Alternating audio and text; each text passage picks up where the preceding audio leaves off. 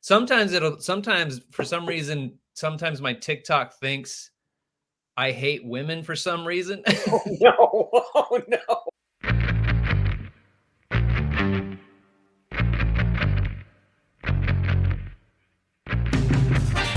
You're listening to Don't Take Bullshit from Fuckers with your hosts Greg Behrendt and Kane Holloway.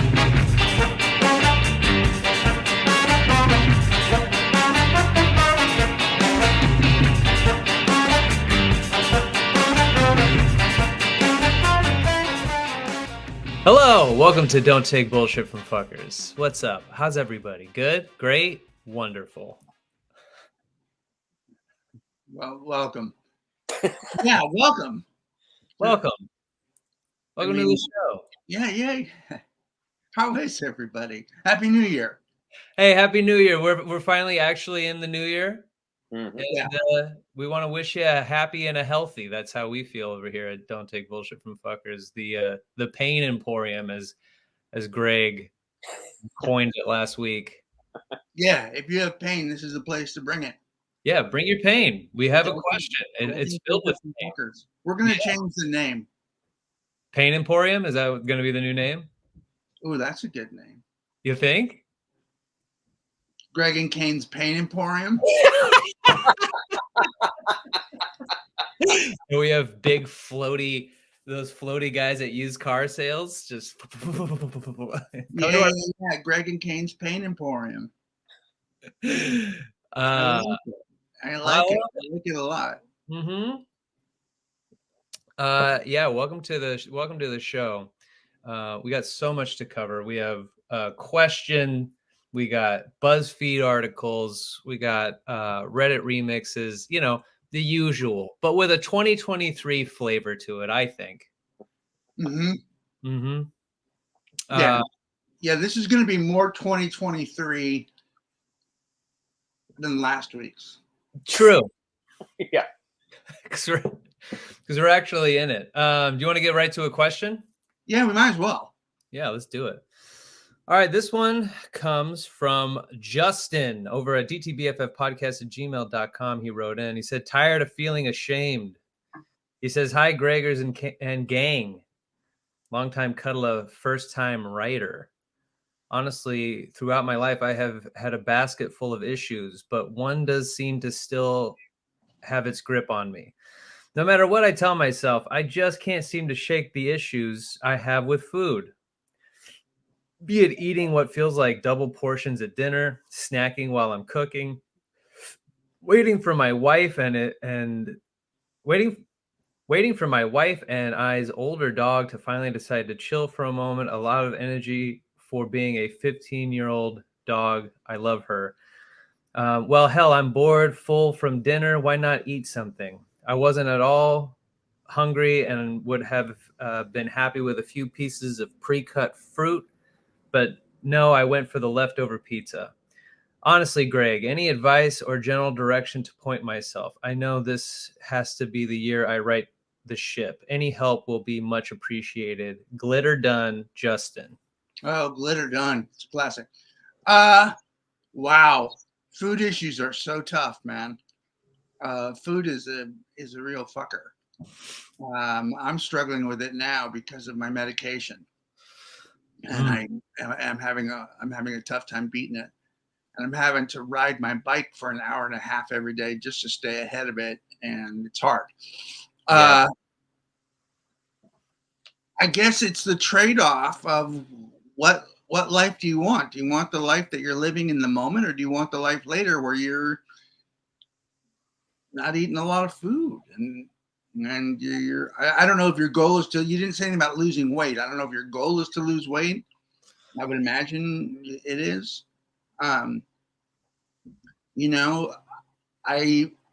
done everything. I've used apps to track my weight.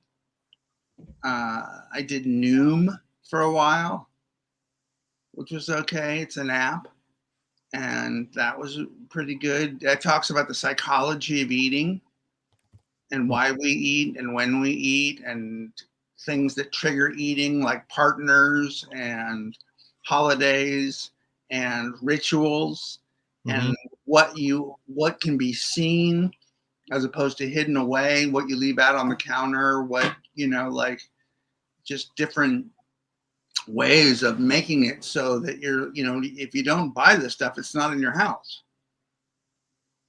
If you're stuck with a banana and an orange, you're stuck with a banana and an orange. Yeah. Yeah. It's really that simple. And weight is really simple. You take in less and you exercise more. Mm-hmm. That's the only thing that's ever worked for me. Yeah. Diets don't work. No. Diet in terms of it's smart to eat less carbs just in general. Mm-hmm. It's smart to eat less dairy just in general, not to vilify it, but it's just those things. It's better to eat low-fat proteins and fruits and vegetables. Yeah, for sure. My dad struggled his whole life, probably even still to this day, with weight loss, and he always did new diets. That's why I hate a lot of things that he ever did with his life. It's one of the reasons I never wear shorts, because that guy always had shorts on.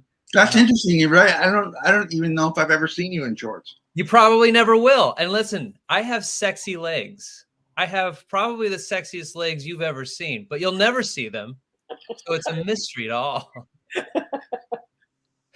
And that's all from running, which I buy joggers. And the only time you might see me in shorts is if we ever worked out together. That's probably the only time. Like right. If I decided to go biking or something, that's when you would see him. My dad had a disgusting habit of wearing just shorts, no underwear.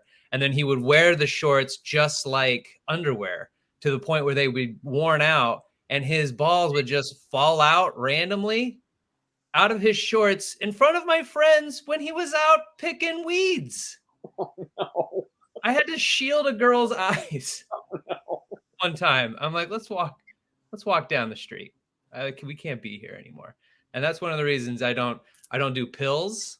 That was never like my thing because I always watched him do pills. And so I even when I have a headache, I don't take Advil or anything. Usually like people have to force feed me headache medicine. Usually I just kind of grin and bear it.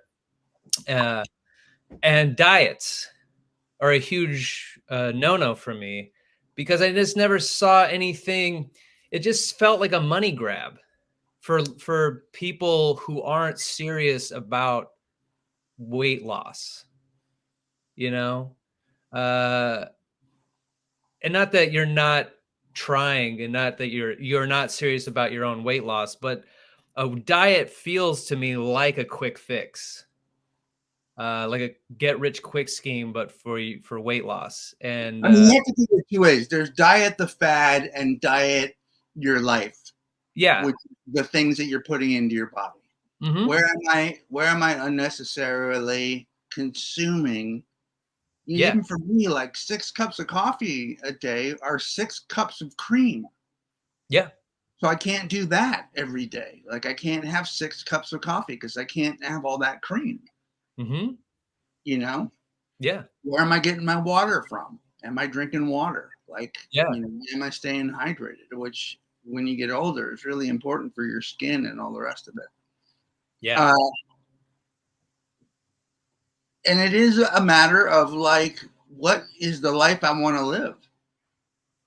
Yeah. If you can change your mindset to this is the food I eat and this is the activities I do, then that's your diet. That's how you operate. I run all the time and this is the food I eat. I like to eat a lot. However, I have a really shit metabolism. So even if I work out super hard and then gorge myself, it's not working towards my benefit. Like if I were a Marine, it's still now in the body of a 36-year-old. So the metabolism's shit. So I still can't eat as much as I want. So I have to change my mindset. The older I get, I have to continue to change my mindset if I want to stay thin, stay trim and fit. I gotta, and since my metabolism is so shitty, that if I have anything, it's fucking so noticeable. I have really good sets that I've taped over the last couple of weeks, but I look fucking gross. And so I'm like, nah, I'll just film another set when I fucking like really grind it out. Cause I'll lapse. I'll have times where I lapse and then my weight will just like fucking come back. And I looked at myself recently and I'm like, it's one of those moments where you're like, you son of a bitch. It took you looking at your own dumb comedy for you to realize like, oh God, you gotta run more. You gotta be more active and you gotta like try to portion out your meals. Cause I still try to eat like I'm a big fat kid. So yeah, changing your mindset. Diets are terrible. And yeah, I just don't believe in them. But yeah. I also, and I did this. I'm embarrassed to admit it, but this is the first year I've done it. But I made a vision board, mm-hmm. and I put on at the top. There's a dude from Instagram who's probably 60, and he's just tore up, and he's my top picture. And I look at that old dude that's older than me. Yeah, and pull it together, man. Yeah, put it together. I also have a picture of Lewis Hamilton up there because he's awesome. Sure. Yeah, absolutely. He's amazing. He reminds me to be amazing and to dress well. Yeah, you gotta up your dress game too. I bought a lot of medium shirts. I did a lot of things that were like, all right, here's my size now. Here's the size I want to keep. Yes. And then start to feel the clothes I buy getting tighter around my skin. Then it's time to hit the pavement. So I do little things because I used to have a thing where if somebody complimented my weight loss, I thought that gave me carte blanche to go back to how I was eating and how I'm like, oh, I'm good. I'm getting compliments. But then I go back and then I keep getting complimented. Oh, it looks like you're losing weight. I started to recognize like, oh, I'm getting a lot more compliments more often where they keep recognizing different amounts of weight loss, but I always seem to be at the same weight. And so I slim down and then I balloon up, and I hated constantly having people go, you look good. You look good. Like, you look good. It looks good in your face. Great. That was my problem. My fat face. Trying to get fucking abs over here. First off, I know it when I put on weight when I wear a jacket on stage. Yeah. And I've been wearing a jacket on stage for a while now. Mm-hmm. Yeah. I was wearing a pretty trim looking like athletic hoodie on stage. And then I put it on the other day and I'm like, great. Now I have to actually work out in it. I have to work out in this workout hoodie. Whereas it was a fashion choice, but now I look like salami. It's just, I'm so upset with myself. But I know that shame you feel where you're like, God damn it. Then you head to the fridge and then you try to fuel the shame with more shame because you're like, fuck it. It's like you're have a curfew and you're like, I might as well just stay out. I'm already late. I might as well just fucking stay out till 2 a.m. or whatever. It's like that. But with food. It's like you're trying to dig yourself into a bigger hole so you feel more shame so you can keep going the way you do. It's the same way I feel like how anger is. Like if you feel sad and depressed, that will fuel more sadness and depression. Yeah. So just take a look at counting your calories. Take a look at some of the look at Noom, which is an interesting app. People seem to be losing weight on it.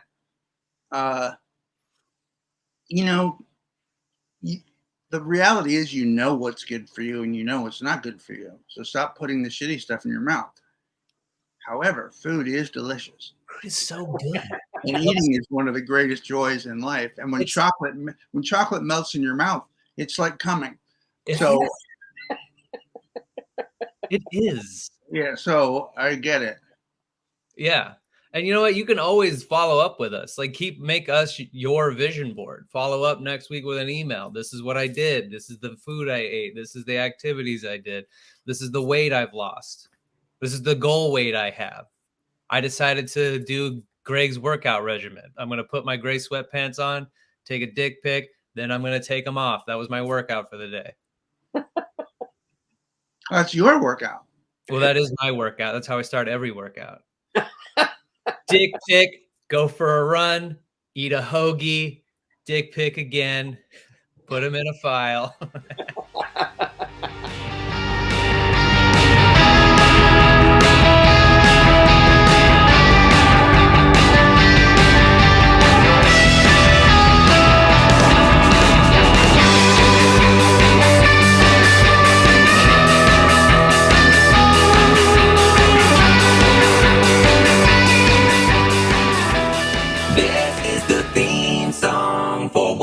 This mean song, the theme song for What Does This Mean song. We'll read a self-help quote, and they're definitely not memes. Memes are something completely different than quotes. Quotes are supposed to help you through all the bullshit in your life, and memes are like that poster of that cat hanging from a tree, and it says, "Hang in there, baby," or "Mondays, am I right? Mondays, am I right?"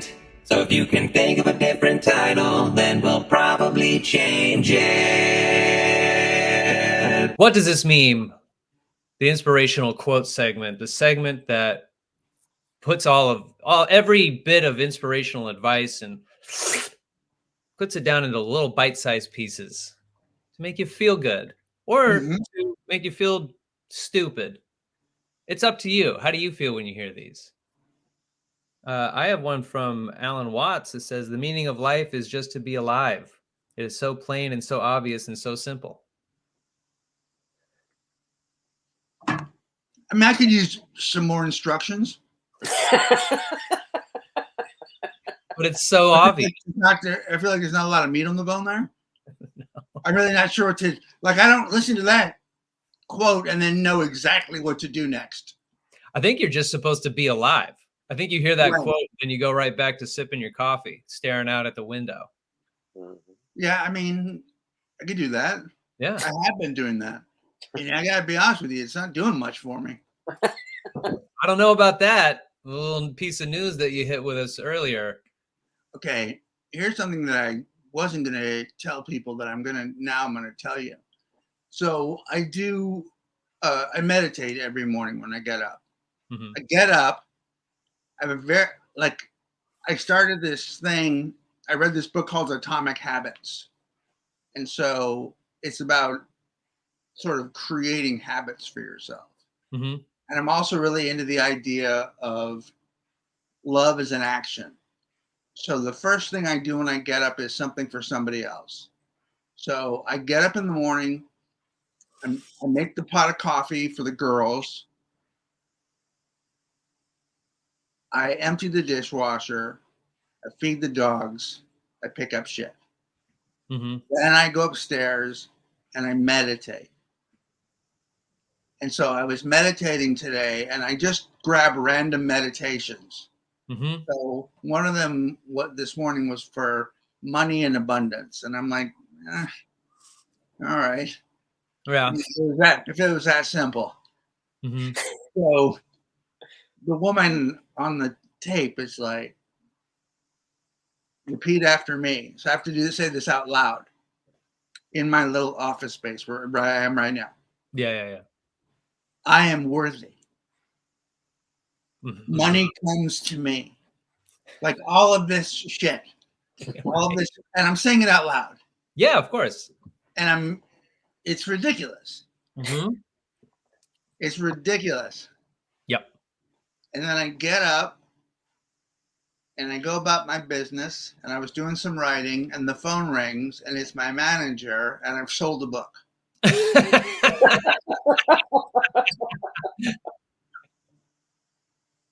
I haven't sold anything in years. Yeah. Not without trying. Of course. Yeah, you really tried to put a lot out there. Yeah. Yeah. And I got a lot of, wow, that's awesome. But no. Yes. But you no. want a dating cooking show? I don't see that happening. 9 dating cooking shows fucking pop up out of nowhere. I know. Isn't that crazy? You had the idea, and then out of nowhere, there's like at least 5. It just never stops. Yeah. It all depends on who you pitch it to and who you are and all that kind of stuff. And I don't take any of that shit personally. It's all fine. Yeah. It's all fine.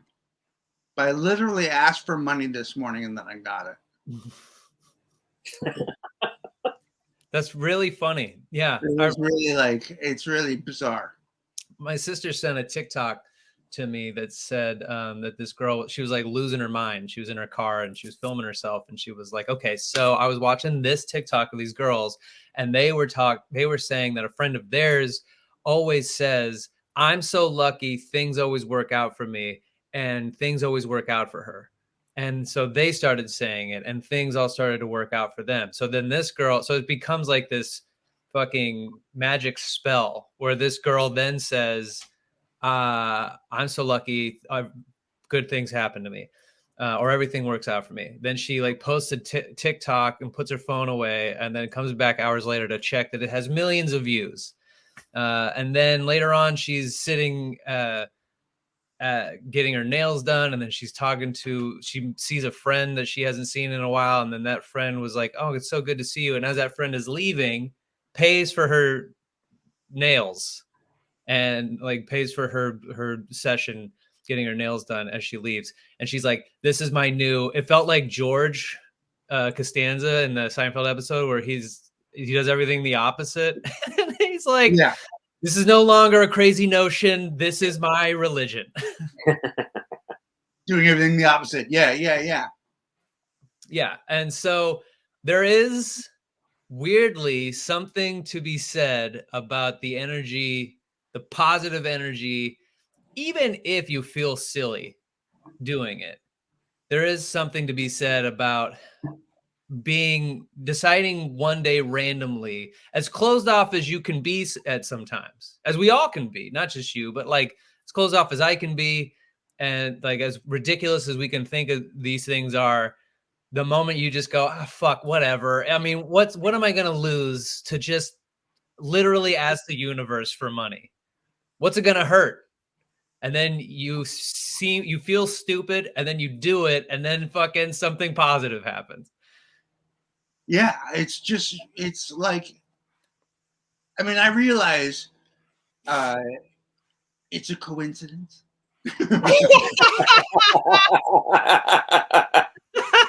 Yeah.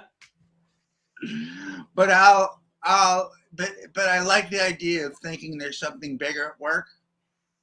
Yeah, I mean, like I'm having struggles right now where I'm just, I'm having trouble being open to receiving something good because I feel like I'm right now sitting in a world of maybes where there's like, I don't have yeses and I don't have nos.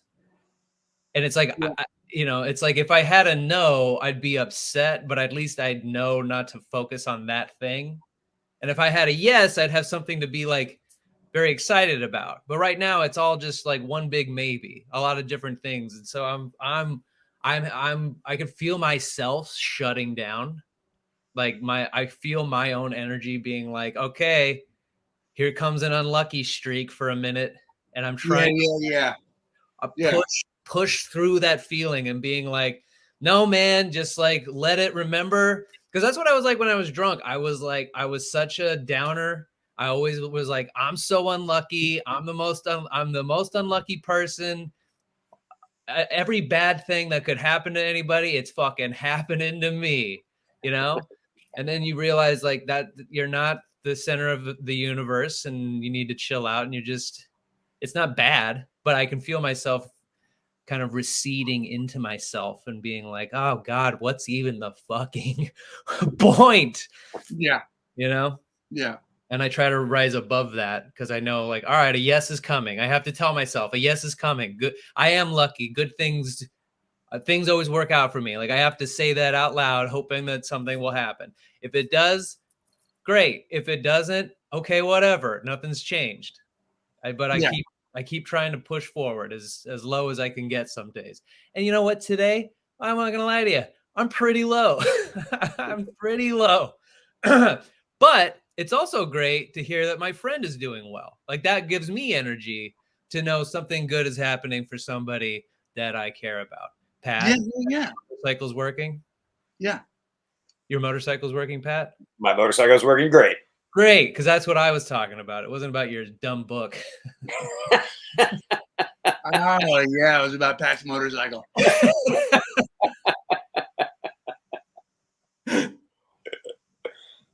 All right, I got this one doesn't make any sense.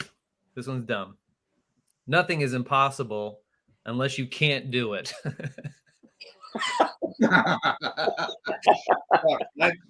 I should get that tattoo. There's so many things I can't do that make it impossible. Like, Yeah, I really, really wanted to be a surfer, but I actually don't like the water. So I can't be a surfer. I love the idea that the one main conceit of the job you want requires you to go deep inside something you hate the most. Yeah. Yeah. I love the way it looks. I love the sport. Yeah. I love the people that do it. I wish I looked like those people. Yeah. I like the music that accompanies it. I like the culture. I like the clothes. I like this old surf style. Like, I just love all that. Yeah. But I fucking do not like the ocean. Yeah. I got no need to be in it. I love the ocean. I hate the snow. No interest. Yeah. I tried snowboarding when I was 10 years old. My mom took me up to the mountains. That was my Christmas present to learn how to snowboard. I never ate shit so often in my entire life. I constantly fell down. I didn't know. I couldn't get it.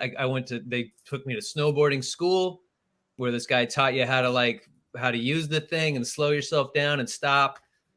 Every time I tried to move the board that wasn't going down, I was fucking, and I almost broke my neck a couple times. I fucked myself up, and I'm so determined to try to be good at the thing that I was like, all right, I'm going to start from the top of the mountain.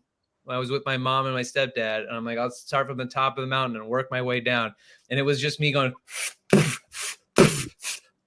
the whole way down.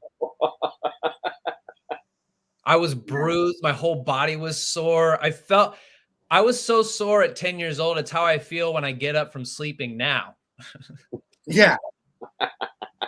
When I tried to learn to surf, I did it when I was at camp and in Santa Cruz, and I couldn't get up. I would just lay on my belly and ride the board in. I could never get up. Final day of surf camp, my mom comes and she's filming me with an 8mm camera. And the board starts going. I'm on this huge orange surfboard with a purple stripe down the middle. I get on my feet. The board goes out from underneath me, goes up in the air, hits me on the skull. I go straight under the water. I get caught in the kelp. One of the other campers, a kid my own age, gets off his board, swims down in the kelp, gets me out, puts me on his board, and takes me in.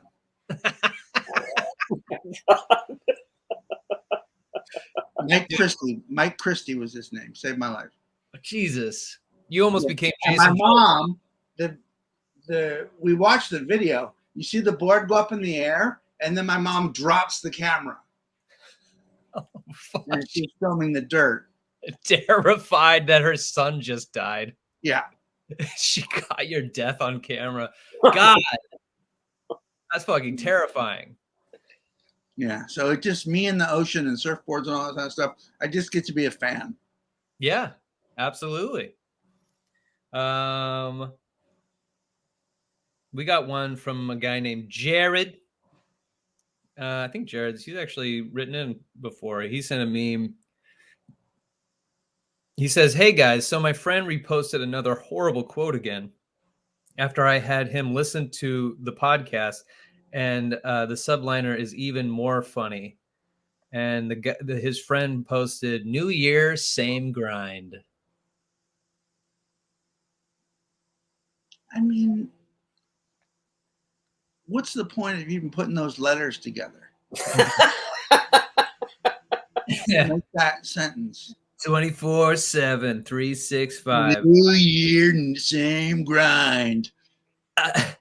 I posted that New Year's same grind on the Instagram and a little sticker that says, "Hey, does this motivate you?" Smokey Creepin said, "New year, new meh." And Katie said, "It sure doesn't." Our friend and she was a guest. Katie K was a guest on the show. Yeah, I love Katie K. And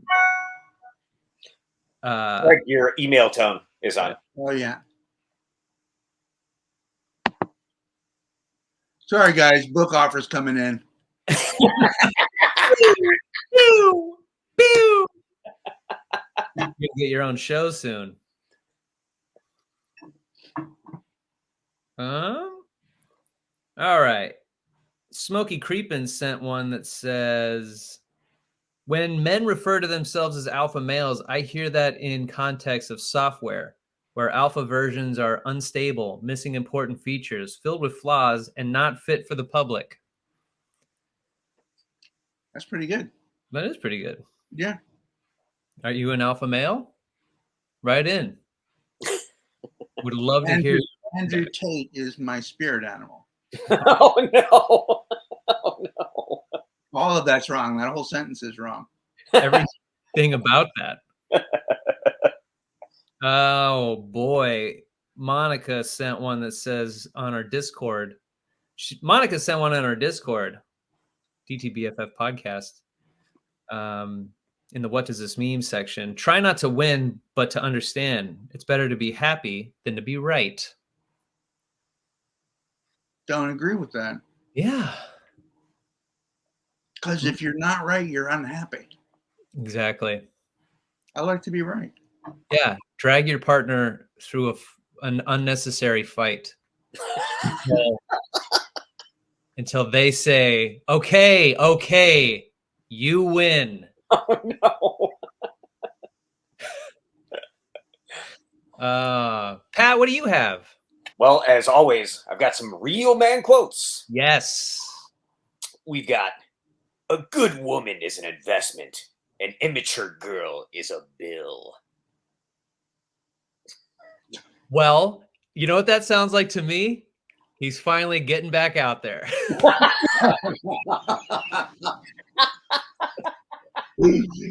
That's true.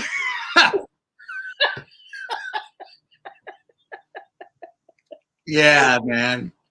He's back on Bumble. Oh no! Bumble. Yeah. Yeah, this guy's going on Bumble where women have a choice.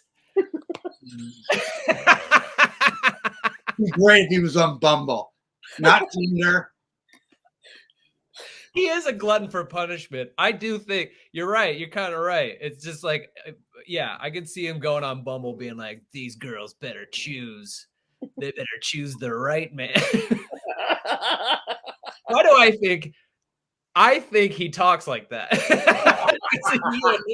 Because of that, I think that's how he talks.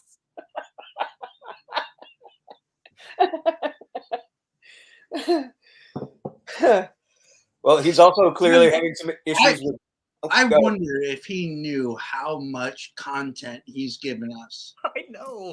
I want. He has no idea. There's a podcast dedicated to his. Dedicated. We dedicated literally hours. I know.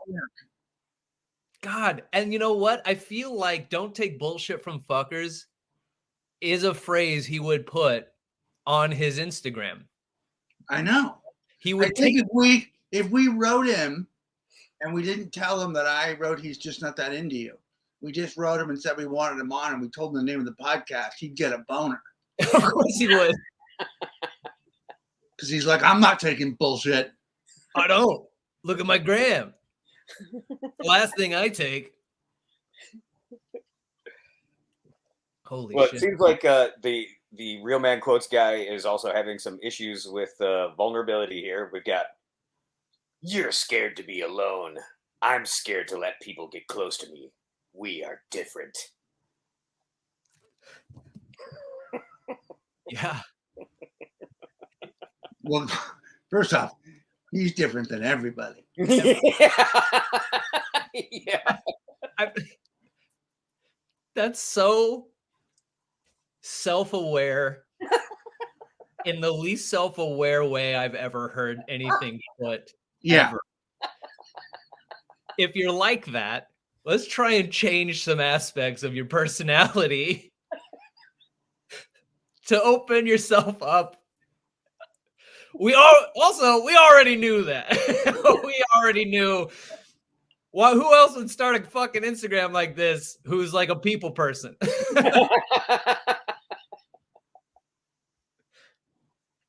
How many followers does he have? Let's see.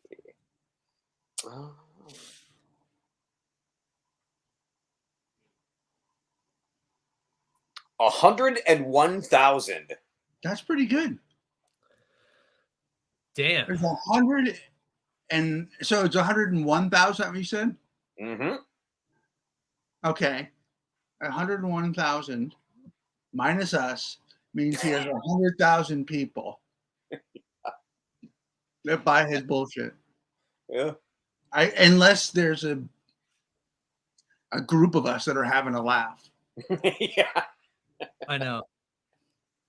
But I don't follow, like, I wouldn't follow that. I mean, I don't know, but I also don't use social media the same way other people do. So it could be a bunch of people being like, we got to follow this fucking horse shit.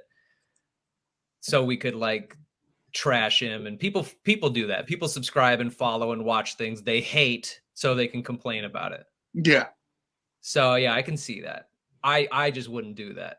I'm more of a look, if I don't like it, I don't want to see it. So I'm going to turn it off or whatever. And if it wasn't for this show, I'd never know this guy existed. I would never know. No, it would never come up in my feed. I don't get things like this. Yeah, me neither. Sometimes for some reason, sometimes my TikTok thinks I hate women for some reason. Oh, no. Oh, no. Like my For You page will be like a guy who is like watching videos of women on the street being asked questions about men versus women. And anytime like I'm supposed to, for some reason, sympathize with the guy who's out bothering these girls, you know, those man on the street interview things. And they'll point their cell phone at the girl's face, and they'll be like, who's funnier, men or women? And then the woman will be like, I don't know. Who's a bigger cheat, men or women? And then the woman's like, men, I guess. And then he's like, oh yeah, really, women? And then it's like the guy's account. And I'm like, why would I don't want this. I don't want this. I want cooking shit. I want to watch people eat. That's my favorite thing on TikTok. But sometimes TikTok will be like, this guy wants to watch guys bother women on the street.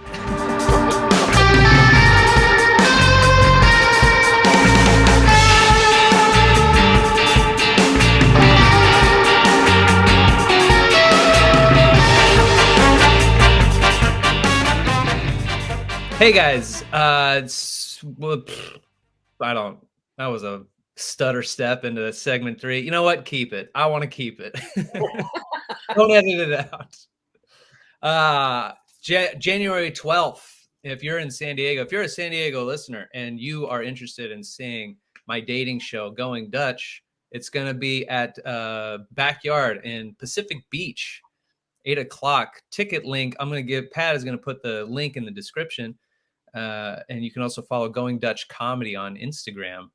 I'm also, if you're a longtime fan of the show, know about my date ideas. I just showed Pat and Greg this, but I'm also working on a book, the date book, where I take all of my dates that I've ever written and I've ever put out on the show or on the live show at Going Dutch. And I'm putting it out as if it were like a cookbook journal, but for dates. I give you what date you're going to be walking into and all the ingredients that you're going to need and all the steps. And then a little note on the back to write your experience. How did you like it? How did it go down? Who did you take on the date? The date book will be coming soon. As soon as it's finished, hopefully I get it finished by show date. If I do, I'll be selling them after the show. I kind of don't know. It's a kind of a long process, but then they will be available. Once it's all done, I'll let everybody know. And then they will be available for purchase. And we'll have a link for that. So if you're interested in the date book, then hit me up on Instagram at Kane Holloway. Follow Going Dutch Comedy. All right. You guys ready? I found this thing on Buzzfeed. We asked members of the Buzzfeed community to tell us their funniest and most embarrassing college hookup stories. Here are some of the juiciest, silly, and downright cringeworthy anecdotes they shared. Number 1, this happened mid-drunk lovemaking with a friend in college. He was on top, halted, looked me dead in the eyes, and chattered his teeth for about 3 seconds. Then, still with the same intense stare, he said, "I'm going to get you. I'm going to get you. I'm going to get you. He was a brilliant, kind, and gorgeous man, but damn, I could not have sex with him again after that." I'm going to get you. I'm going to get you. All right, I'm trying that. Sounds about right. You know, it'd be fun to say in the middle of sex. What? Look out! Oh my God.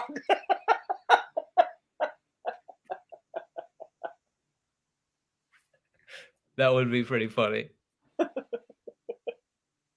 Number 2, he honked my boobs like he was a clown squeezing a horn. Oh my God. I mean, that's something. I guess that's something to do. I mean, the right move would be for you to then do that to his balls. Yeah. Honk back.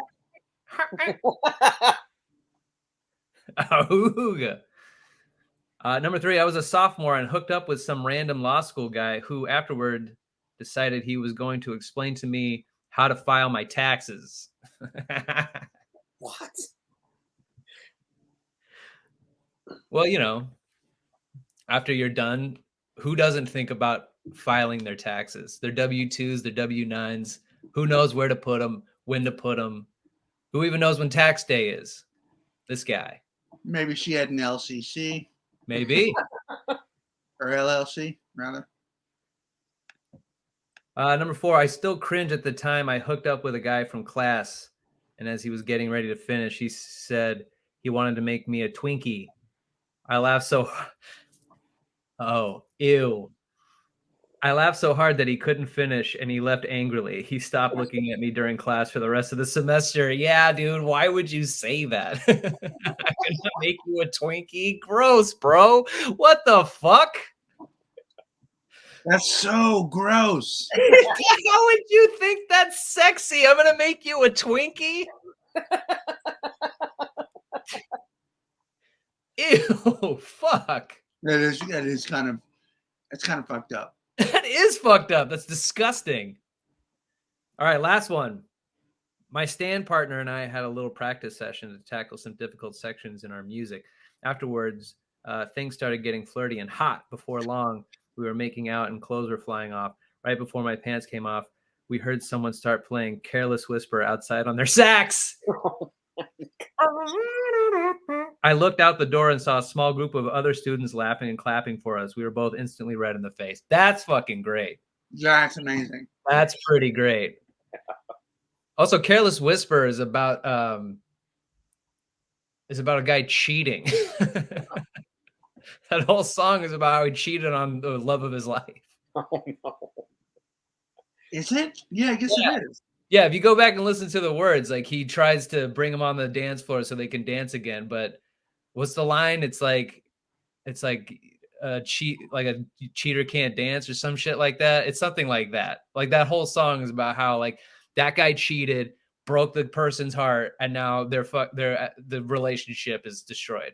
So Careless Whisper is not the right song to play, but Sexy Saxophone when people are making out, that's pretty good. Yeah, it's a good jam. Yeah, jam. I love Careless Whisper. All right. On to a Reddit. Did you send it? No, because we didn't decide. Do we want to do how do we feel? Do we want to do the hoodie one? Girlfriend has a collection of over 50 hoodies. Or do we want to do, am I the asshole for yelling at my mom that I hate Harry Potter to let me live my own life? Let's do the hoodie one. I think it's shorter. Okay, cool.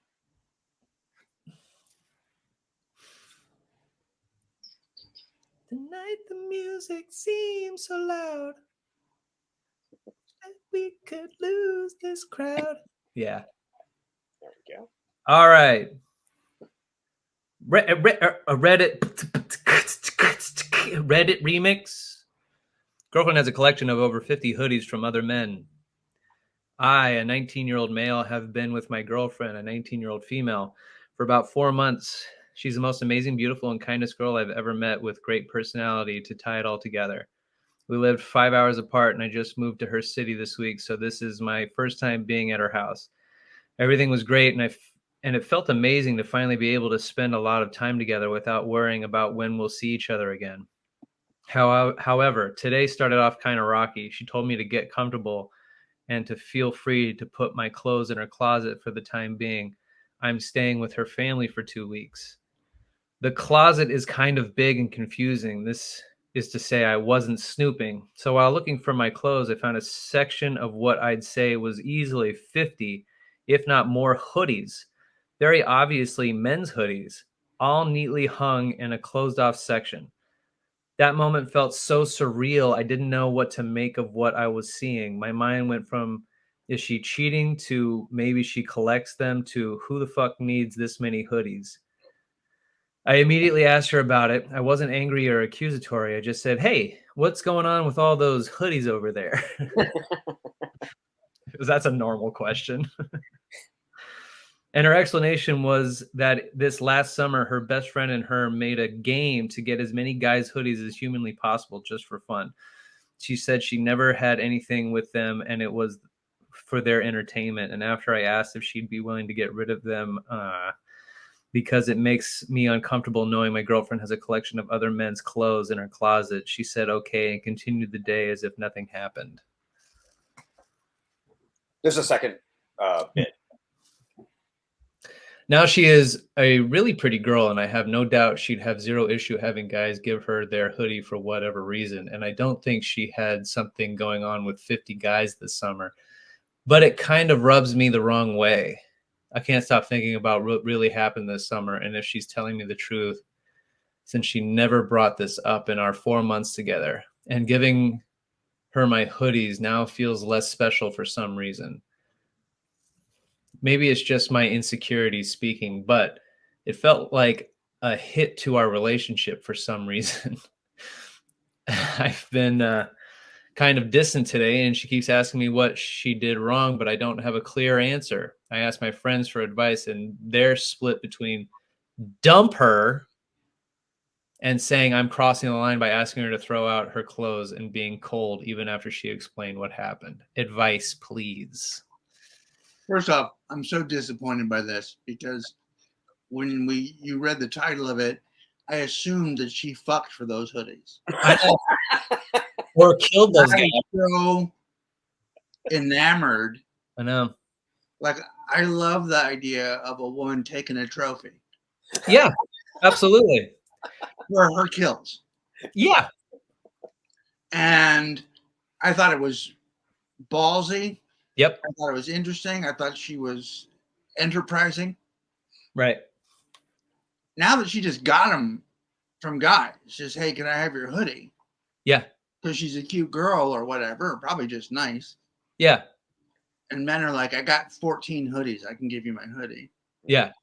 It's whatever. It means meaningless.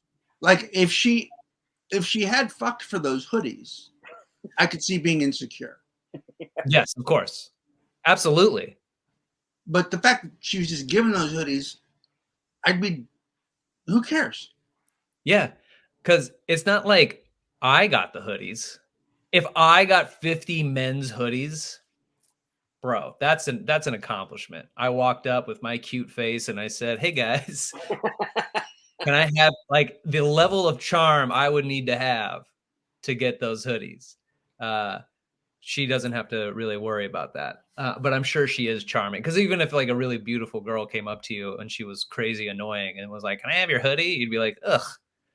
So she's got to have some level of charm to her. But her beauty and plus guys just willing to do anything for a beautiful woman, it's a pretty easy gambit to get those hoodies. Yes, if she had sex with 50 guys in the summer and she got those hoodies, we'd award her some sort of trophy. Pat would make it, and then we would sell it on our Redbubble store. The hoodie trophy, if you can get that.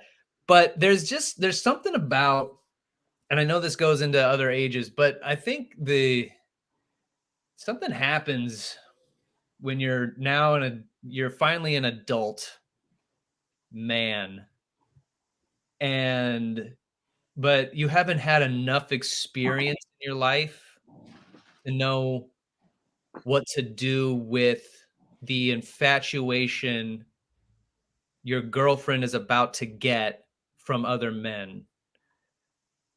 Yeah, I feel like younger men just have such a struggle with what to do with themselves, how their masculinity is now damaged in some way by their girlfriend, because she's not gonna understand, because she did the thing. She thought it would be fun, so she did it, and without thinking about you in any way, right? It had nothing to do with you, and it's also not 50 ex-boyfriends, and it's not 50 ex-lovers. It's just 50 hoodies she got from guys. And it's because they gave her attention. It's not even so much the cheating. It's the possibility that she could be cheating. It's the unanswered question. Yo, am I going to be with a girl who's going to try to get a guy's hoodie while I'm with her, and then that guy's going to charm her into sleeping with him? Right. He can't handle. It's not even the fact that they fucked. It's the shit right before they fucked that he just like can't wrap his head around it, because he hasn't been in enough situations yet for him to understand, like, this is how the world operates.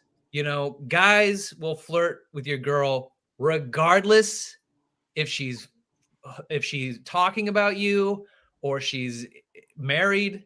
If you guys are married, guys are going to shoot their shot with your girl at any given moment if they think they see an opening. They don't give a fuck about you. The amount of times guys have tried to sleep with the girls I'm dating right in front of me. You got to brush it off. And it has never bothered me. No, of course not. It doesn't bother me either. I don't care. I've always thought, like, well, she's her own person. Mm-hmm. She's attractive. And he can do whatever he wants. I'm with her. Yeah. So none of it bothers me. I just don't get jealous like that. Yeah. The most attractive thing to her, if this guy is ever listening, but any guy that listens to this, especially younger guys, the most attractive you can be to your girl in this situation is not caring how these guys interact with her.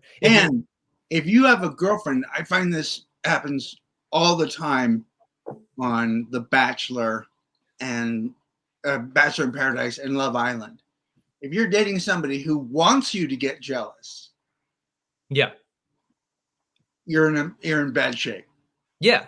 That's a fucked up person. Yeah. Anybody who wants to make you jealous or wants you to quote unquote fight for them, go fuck yourself. Yeah. Enough with that. It is That's so some old school alpha male bullshit. It's stupid. That's unattractive to me, to her. Because I've had girls that were like, I kind of want you to like be a little jealous. Well, then you're with the wrong guy. I'm not going to try and choke some guy out for you so I can prove to you that I'm into you. Just listen to the things I'm saying. Look at my actions prior to this. But if you have a woman who's secure enough in her feelings for you, and she's entertaining some guy's attempts to fuck her, if she looks over and you're just doing your own thing, you're having your own conversations or your own interactions with other people, and then you can meet up as a couple, and you can later talk to each other about like, yeah, this guy tried to hit on me. These are the things that he said, and he bought me a drink. Isn't that hilarious? Do you want a sip? Share that moment together rather than trying to stifle and halt her from being the person she was before she got with you. The reason you liked her is because she showed you attention. Maybe she tried to get your hoodie, guy. You know? This is who she is. And if she's not trying to make you jealous, then she's done nothing wrong. You need to let it go. Yeah, absolutely. Absolutely. You should coach young men. Okay. Yeah, I should actually. I should. You should offer your dating services to young men. I should. Because those are the guys I want to go, listen, you got to be different. Stop being this way. This is not a good way to be. Also, stop listening to fucking aggro alpha guys that say you got to be hard. You don't have to be hard. Just be a regular, normal person. You know? Anyway, vulnerability is a tough thing to teach. And, it takes time. But yeah, what do you think? Do you think she should give those hoodies away? I mean, I think she should keep them. Plus, girls love men's clothes in general. Like my girl buys men's hoodies and shit on her own. So she's got a men's hoodies, and I'm probably one of them is some guy that she hooked up with that's in there. I'm wearing a man's hoodie right now. Of course. I am a man, but I am wearing a man's hoodie. So by the way, I would never give this hoodie away. This is a Lewis Hamilton. Oh my God. Murakami Mm-hmm. hoodie. Murakami's the artist. I love this. I got this from my girls. It's got flowers on the front. You can't see them there. It's black on black. Black on black. Yeah. Is it comfy? So comfy. Is it comfy? Oh, you know what's funny is my girlfriend's roommate, she had some guys. she had some guys over and took their stuff and then asked if I wanted it. So sometimes you can get free clothes. Oh my God. They're nice shit. Like she'll bring home guys that are like, got a little bankroll. And so the clothes they have are super nice. And so they'll be like, feel this. It's really comfy. And I'm like, it fucking is. Maybe I'll just sit and watch this episode of Better Call Saul in this hoodie for a minute. See how I feel. See how I can rock it. Yeah. But yeah, tell us, do you have stories like that? Do you have relationship issues? Do you have work problems, family strife? What are the fuckers that you're dealing with? What's the bullshit that you have that you need help with? You can email all of that to dtbffpodcast@gmail.com, along with memes, inspirational quotes. You can send those over to our Instagram and also follow it, DTBFF Podcast on Instagram. If you would like to support the show, go to patreon.com/DTBFF Podcast, where we have bonus episodes and video versions of the show. And You can also hit up our Redbubble store for all of our merch. We got a ton of it. All the links are in the description. I'm at Kane Holloway on Instagram. I'm Mitch ckers. I'm at DTBFF Producer Pat. Again, January 12th is my Going Dutch show. Tickets available in the link below. Would love for you guys to check it out, and I'll keep you guys apprised and abreast of the date book. And you can also call into the show. What's that number, Pat? That number is 323-379-5544. Don't take bullshit from fuckers. Ah, shit, I was going to do it again. You Sounds wanna do all cardly. Let me do it. I bet. That number is 323-379-5544. Don't take bullshit from fuckers. Welcome. Hey there, if you like the show, you can find bonus episodes and more at our Patreon at patreon.com/DTBFF podcast. And then rate the show 5 stars on iTunes because it's the right thing to do. All music by the Rating Monarchs, produced by Patrick Kelly.